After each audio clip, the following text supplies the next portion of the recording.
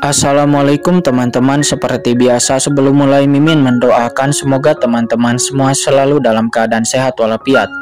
Oke, kali ini kita akan melanjutkan Martial Master versi novel bagian 1953. Bagi yang baru bergabung, selamat bergabung, dan bagi yang belum subscribe dulu lah agar Mimin tambah semangat lagi nih bikin videonya.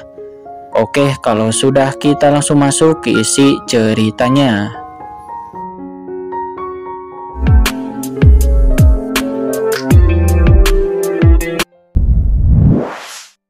Tertawa. Benarkah? Di saat Qingchen mengatakan itu, Qingchen menoleh untuk melihat Molly. Kaisar Agung Yoming melihat senyuman di wajah Qingchen. Kaisar Agung Yoming seketika merasakan sesuatu yang buruk di dalam hatinya, karena dia telah bersama Qingchen terlalu lama selama ini. Jadi dia secara alami tahu bahwa Qingchen adalah orang yang membuat rencana sebelum mengambil tindakan. Anak ini masih bisa tertawa sekarang. Mungkinkah dia ada rencana cadangan? Kata Kaisar Agung Yoming. Sebelum pemikiran di benaknya berakhir, Molly tiba-tiba tersenyum dan seluruh tubuh Molly tiba-tiba bergegas menuju sungai Huangquan di depannya. Iblis kecil Molly, kamu cari mati, kata Kaisar Agung Yoming. Ekspresinya berubah drastis dan dia berteriak dengan marah. Lalu, boom! Tangan besarnya terulur berubah menjadi tangan besar yang mengangkat langit dan dengan liar meraih Molly. Meskipun dia tidak tahu apa yang akan dilakukan Molly, tetapi dia secara naluriah merasakan sedikit bahaya di hatinya. Namun begitu Kaisar Agung Yoming menyerang, Qingchen yang telah dipersiapkan sejak lama pun tiba-tiba menebas dengan pedangnya. Seketika laut mati di sekitarnya melonjak dengan hebat, dengan niat membunuh yang mengerikan. Itu dengan gila-gilaan bergabung ke dalam energi pedang Qingchen. Dan telapak tangan besar dengan pedang Qingchen itu langsung bertabrakan di langit satu sama lain. Boom! Energi Kaisar Agung Yoming yang menakutkan dan niat membunuh Qingchen bertabrakan dengan keras, dan raungan keras pun terdengar. Cahaya pedang yang disambar oleh Qingchen diperas dan meledak oleh tangan besar Kaisar Agung Yoming. Ayo, nampak itu berubah dengan aura pembunuh yang tak terhitung jumlahnya dan ditembakkan. Akan tetapi ekspresi Qingchen tetap tidak berubah. Dia hanya berdiri dengan pedangnya tergantung di langit di atas sungai Huangquan. Setelah penahanan yang dibuat oleh Qingchen, tangan Molly seluruh tubuhnya telah memasuki sungai Huangquan. Dalam sekejap Molly meraung, dia berlumuran darah, tubuhnya terkorosi oleh sungai Huangquan dengan luka mengejutkan dan mengerikan yang tak terhitung jumlahnya. Darah dan nanah di tubuh Molly tiba-tiba menyatu ke dalam sungai Huangquan. Setelah melakukan itu, Molly dengan cepat mundur dari sungai Huangquan dan datang ke sisi Qingchen dalam sekejap.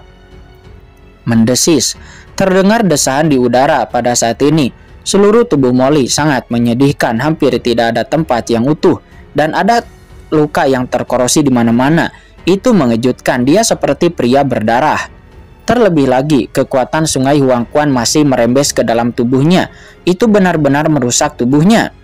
Hei, Qingchen, untungnya kamu telah memenuhi misimu, kata Molly. Dia menyeringai dan benar.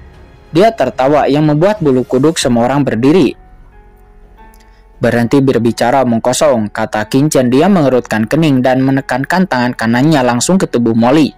10.000 aturan dunia bawah di tubuhnya tiba-tiba diaktifkan dan boom! Jejak kekuatan aturan melonjak langsung menyerap air sungai Huangquan di tubuh Molly. Lalu keluar sebuah bola air sungai mata air kuning yang tertahan di telapak tangan Qingchen.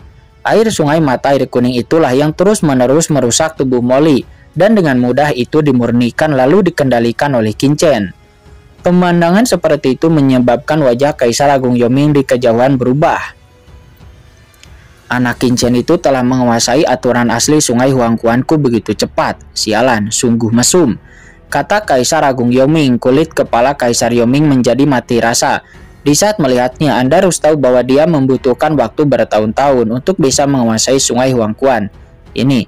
Adapun anak angkatnya Kaisar Yanpo, dia telah menghabiskan waktu bertahun-tahun yang tak terhitung jumlahnya berkeliaran di pintu ini.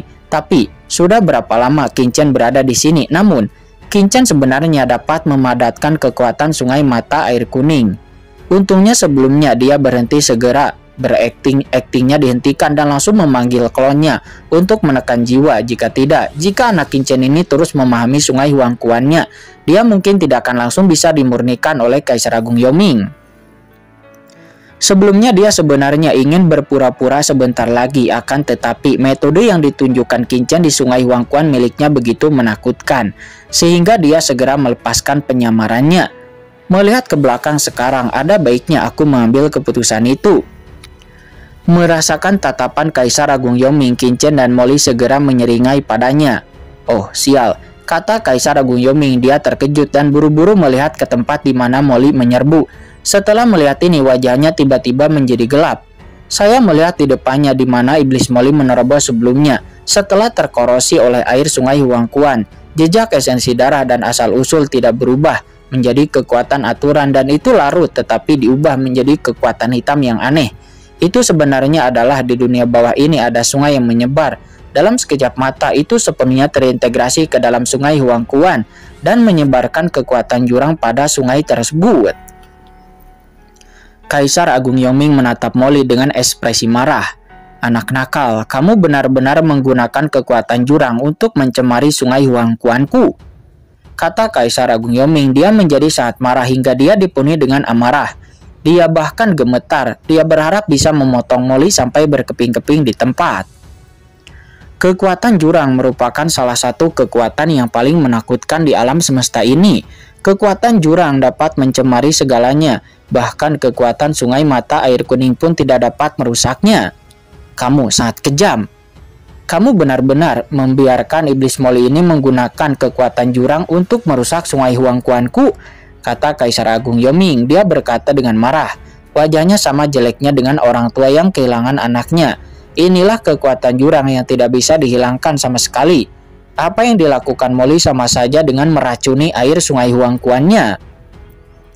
Jika dia benar-benar mengintegrasikan air Sungai Huangquan ke dalam dirinya, dia pasti akan tercemar oleh kekuatan jurang maut.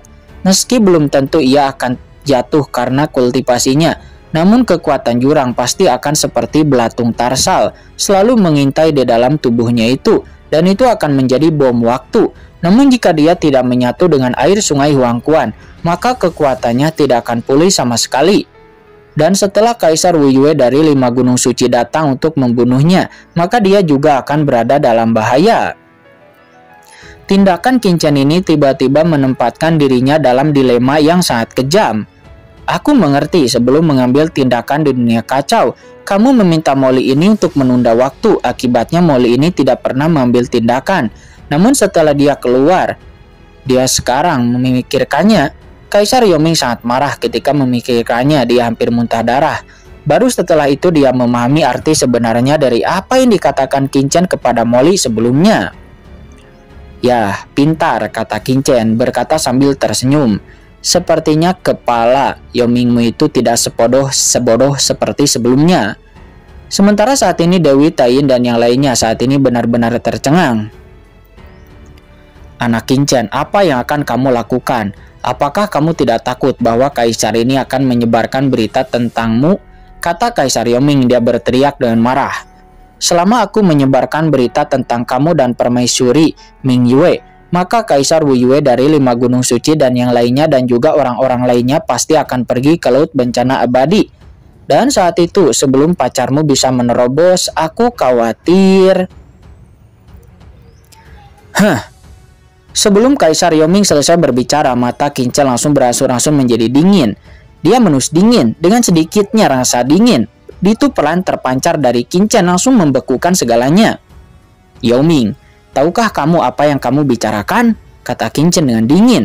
Dengan kemarahan yang keluar dari dalam matanya dan niat membunuh yang mengerikan yang muncul dari tubuhnya, menyebabkan pedang Excalibur di tangannya bergetar hebat. Qinchen sangat marah apapun mengenai wanitanya yaitu Chen Sisi. Kaisar Yoming tiba-tiba merasakan jantungnya berdebar kencang. Sementara di kejauhan wajah leluhur 1000 tulang juga berubah drastis dan dia berteriak dengan marah. Kaisar Agung, tolong segera akui kesalahanmu kepada Tuan Chen. Kamu benar-benar dibutakan oleh keangkuhanmu. Kamu berani berbicara dengan Tuan Muda Chen seperti ini dan kamu berani mengatur nyonya seperti itu. Boom. Saat dia berbicara, sosok 1000 tulang langsung naik ke langit dan berkata dengan marah, "Kaisar Agung, Anda adalah mantan majikanku dan Anda sangat dermawan. Jika kamu menginginkan nyawaku, maka aku tidak akan menolak. Tapi sekarang, Tuan Muda Chen juga adalah tuanku. Jika bukan karena Tuan Muda Chen, aku khawatir sisa jiwa sepertimu akan tetap berada di tempat laut kosmik selama 10.000 tahun dan mungkin akan runtuh. Tuan Muda Chen lah yang telah membawa kita masuk kembali ke dunia bawah dan memberi kita kesempatan untuk memulihkan kultivasi kita," kata leluhur 1000 tulang. Dia tampak bersemangat. "Sebagai manusia, kita harus tahu bagaimana bersyukur dan wajar jika kita juga menjadi hantu dalam perjalanan.